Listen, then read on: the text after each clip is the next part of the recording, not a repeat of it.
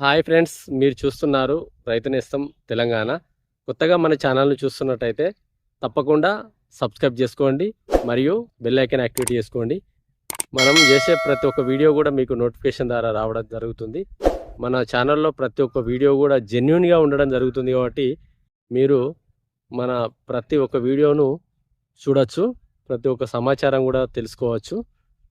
కొత్తగా చూస్తున్నట్టయితే తప్పకుండా సబ్స్క్రైబ్ చేసుకోండి. మన వీడియోస్ చాలా వరకు చూస్తున్నారు కానీ కొంతమంది సబ్స్క్రైబ్ చేసుకోవడం లేదు. కొత్తగా ఇప్పుడు చూస్తున్నట్టయితే తప్పకుండా సబ్స్క్రైబ్ చేసుకోండి. మంచి మంచి వీడియోస్ మన ఛానల్ ద్వారా అందించడం జరుగుతుంది.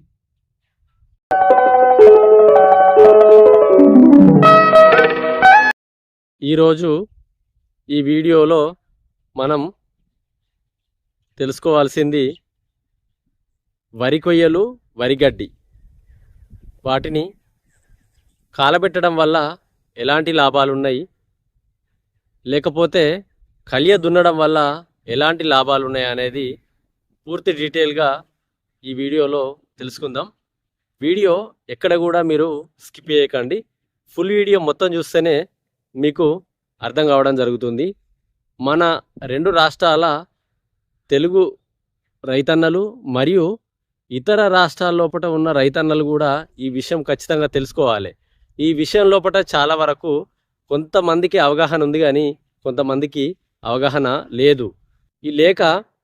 ఈ స్టార్టింగ్ టైం లోపల మనము నాటేయడానికి ముందు ఈ దున్నేటప్పుడు కొంత మిస్టేకులు చేయడం వల్ల నాటేసిన తర్వాత పెద్ద మొత్తంలో మనము పొలానికి ఖర్చు చేయడం జరుగుతుంది. ఆ పూర్తి సమాచారం అనేది ఈ వీడియోలో మనం తెలుసుకుందాం. అసలు వరిగడ్డిని కాల్చడం వల్ల ఎలాంటి లాభాలు ఉన్నాయి మరియు కలియ దున్నడం వల్ల ఎలాంటి లాభాలు ఉన్నాయి అనేది తెలుసుకుందాం. టాపిక్లోకి వెళ్తే ముందుగా వరిగడ్డిని కలియ దున్నడం వల్ల ఎలాంటి లాభాలు ఉన్నాయి. వరిగడ్డిని మనం చూసుకున్నట్టయితే దీనిలో సిఎన్ రేషియో వచ్చేసి కార్బన్ అండ్ నైట్రోజన్ చూసుకున్నట్టయితే నైట్రోజన్ అనేది నత్రజని అనేది ఇందులో ఎక్కువగా ఉండడం జరుగుతుంది. మరియు కార్బన్ కూడా అధిక మొత్తంలో ఉండడం జరుగుతుంది.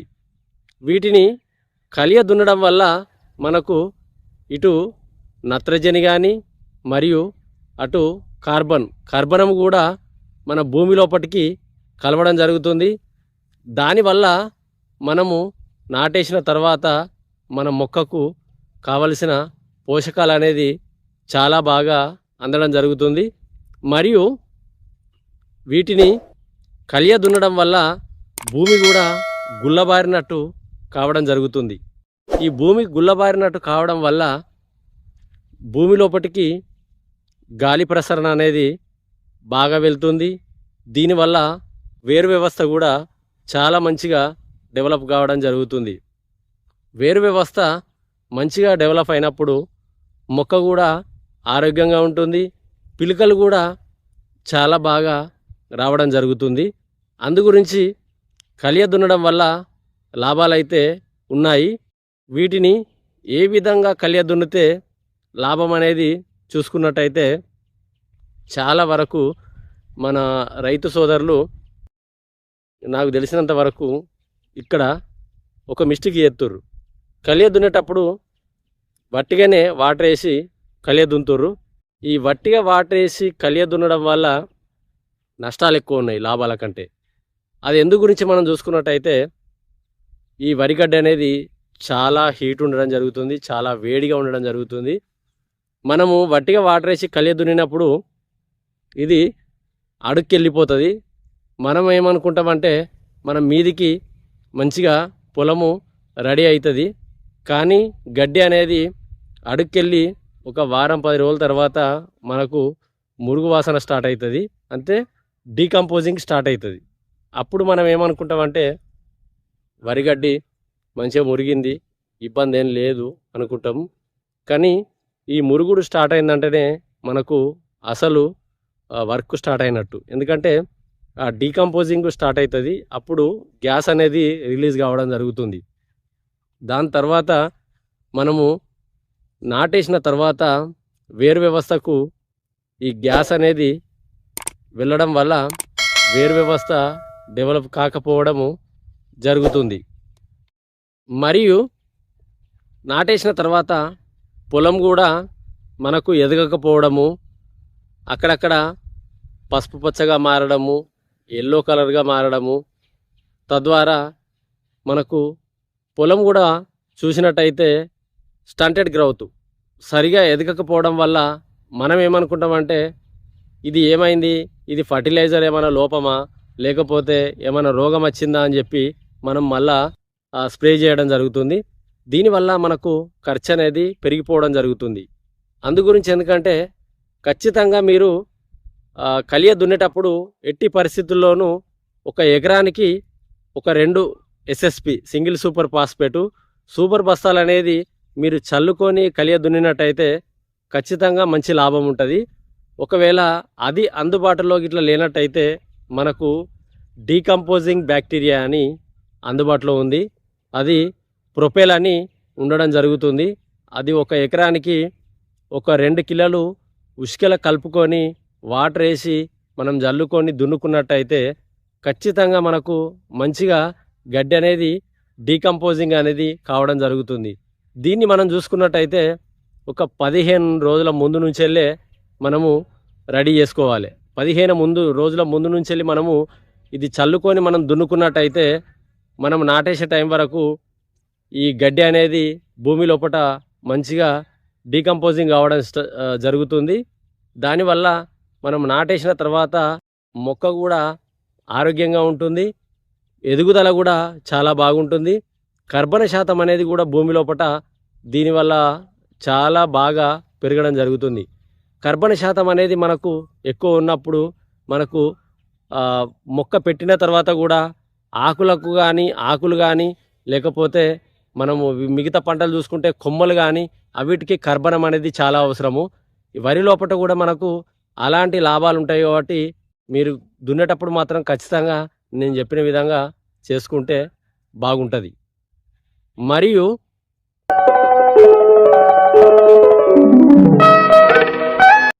కాలబెట్టడం వల్ల ఎలాంటి లాభాలు ఉన్నాయనేది కూడా ఒకసారి తెలుసుకుందాం. కాలబెట్టడం వల్ల కూడా కొన్ని లాభాలు ఉన్నాయి. అందరూ అనుకుంటారు అరే కాలబెడితే ఏంటంటే పొల్యూషన్ కదా ఇది కదా అనేది కూడా కొంతమంది అంటారు. కానీ ఏంటంటే వాస్తవానికి చూసుకున్నట్టయితే కాలబెట్టడం వల్ల కూడా కొన్ని లాభాలు ఉన్నాయి. ఆ లాభాలు ఏంటిది అనేది కూడా మనం తెలుసుకుందాం. మనము గత పంట చూసుకున్నట్టయితే గత పంట పండిన తర్వాత మనకు ఆ గత పంట లోపల రోగాలు, ఎందుకంటే తెగుళ్ళు కానీ బ్యాక్టీరియా కానీ ఫంగస్ కానీ పురుగులు కానీ చాలా రకాల గత పంట లోపల మనకు అటాక్ చేయడం జరుగుతుంది. ఆ పంట మనం కోసిన తర్వాత దాని అవశేషాలు అనేటివి ఎటు వెళ్తాయి, భూమి లోపలనే మళ్ళీ నిద్రావస్థ లోపల ఉండడం జరుగుతుంది. మనము మళ్ళీ నాటేసిన తర్వాత అవి మొక్కను అటాక్ చేయడం జరుగుతుంది. కాబట్టి దానివల్ల మనకు తర్వాత నాటేసిన తర్వాత నష్టమే ఎక్కువ ఉంటుంది. కాలబెట్టడం వల్ల కూడా బెనిఫిట్ ఉంది, ఎందుకంటే పొలం కూడా తొందరగా రెడీ అవుతుంది. మళ్ళొకటి ఏంటంటే ఈ కాలబెట్టడం వల్ల ఆ బ్యాక్టీరియా కానీ శిలీంధ్రాలు కానీ ఫంగస్ కానీ ఇలాంటి మొత్తం ఎందుకంటే ఆ భూమి లోపల చనిపోవడం జరుగుతుంది. అందువల్ల ఎందుకంటే కాలబెట్టుకుంటే కూడా లాభాలు ఉన్నాయి. ఆ కాలబెట్టడం కూడా ఒక పద్ధతి ప్రకారం కాలబెట్టాలి. ఇష్టం వచ్చినట్టు ఎట్లా పడితే అట్లా కాలబెడితే దాని గురించి నష్టాలు అనేది ఎక్కువ ఉన్నాయి. ఆ కాలబెట్టడం కూడా మనం హార్వెస్టర్ కోసిన తర్వాత కూడా మనకు కుప్పలుగా ఉండడం జరుగుతుంది. మనము ఒక లేయర్ లాగా మడిమడికి ఫామ్ చేసి కాలబెట్టినట్టయితే హీట్ అనేది ఎక్కువ జనరేట్ కాదు. దానివల్ల ఏంటంటే భూమి లోపల సూక్ష్మ జీవులు అనేది మనకు ఎక్కువగా హాని కాకుండా ఉండడం జరుగుతుంది. అలా కాలబెట్టడం వల్ల మనకు ఈ బ్యాక్టీరియా శిలీంధ్రాలు ఇవన్నీ కూడా ఎందుకంటే చనిపోవడం జరుగుతుంది. తద్వారా మనకు గడ్డి విత్తనాలు కూడా గత పంట లోపల ఎందుకంటే మనం కలిసిన తర్వాత కూడా కొంతవరకు ఆ గడ్డి విత్తనాలు కూడా ఉండడం జరుగుతుంది. మనం పొలం కోసేటప్పుడు కొన్ని గడ్డి విత్తనాలు భూమి లోపల కూడా పడడం జరుగుతుంది. అవి కూడా ఎందుకంటే కాలిపోవడం వల్ల నెక్స్ట్ మళ్ళీ పంట పెట్టుకున్నాక మనకు ఆ విత్తనాలు కూడా గడ్డి విత్తనాలు కూడా రాకుంటుంటుంది. అది కూడా మనకు లాభం అనేది చెప్పుకోవచ్చు. కాలబెట్టే విధానం మనం చూసుకున్నట్టయితే ఒక కుప్ప లెక్క మాత్రం కాలబెట్టద్దు. ఒక లేయర్ లాగా ఫామ్ చేసి కాలబెడితే ఇబ్బంది లేదు. మన భూమి టెంపరేచర్ చూసుకున్నట్టయితే 40 నుంచి వెళ్ళి ఒక 100 బిలో టెంపరేచర్ లోపల ఉన్నట్టయితే, అలా వేడి ఉన్నట్టయితే కాలబెట్టినైతే ఏం కాదు.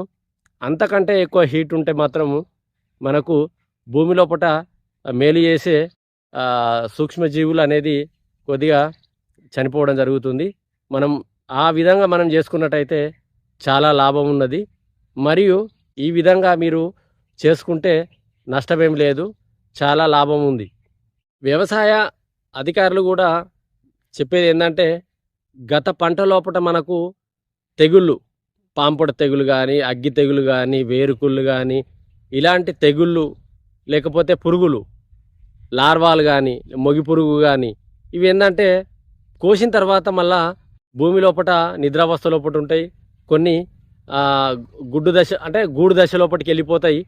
తద్వారా ఎందుకంటే నెక్స్ట్ పంట ఖచ్చితంగా, ఎందుకంటే దీని అవశేషాలు అనేది భూమి లోపల ఉండడం వల్ల ఖచ్చితంగా మళ్ళా మనకు రోగాలు రావడం జరుగుతుందనేది వ్యవసాయ అధికారులు కూడా చెప్పడం జరుగుతుంది.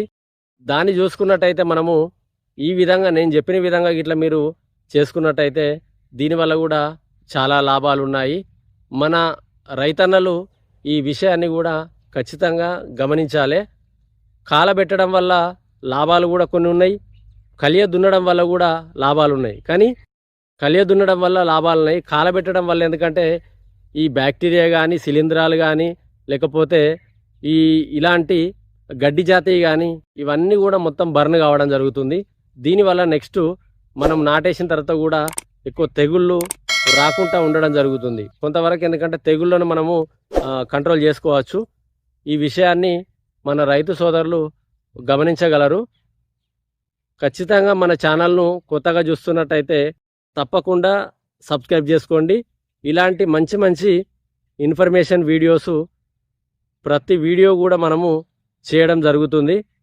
తప్పకుండా ఈ వీడియోను షేర్ చేయండి మరియు లైక్ చేయండి. మీరు లైక్ చేయడం వల్ల చాలామంది రైతు సోదరులకు ఇది సజెషన్ లోపలికి వెళ్ళడం జరుగుతుంది. తద్వారా వారికి కూడా ఏంటంటే ఒక అవగాహన అనేది రావడం జరుగుతుంది. చాలా వరకు ఎందుకంటే అందరూ ఎక్కువ మంది ఏంటంటే ఈ సూపర్ కానీ, ఎందుకంటే డీకంపోజింగ్ బ్యాక్టీరియా కానీ లేకపోతే ఎస్ఎస్పి కానీ చల్లకుండానే వట్టిగానే దున్నేస్తుర్రు, అదే మురుగుతుంది అని వట్టిగానే దున్నేస్తుర్రు. కానీ ఒకవేళ అట్లా దున్నే వాళ్ళకి ఇట్లా ఉంటే మాత్రం అట్లా దున్నకండి. అట్లా దున్నడం వల్ల ఏంటంటే నష్టాలు అనేది ఎక్కువ ఉన్నాయి.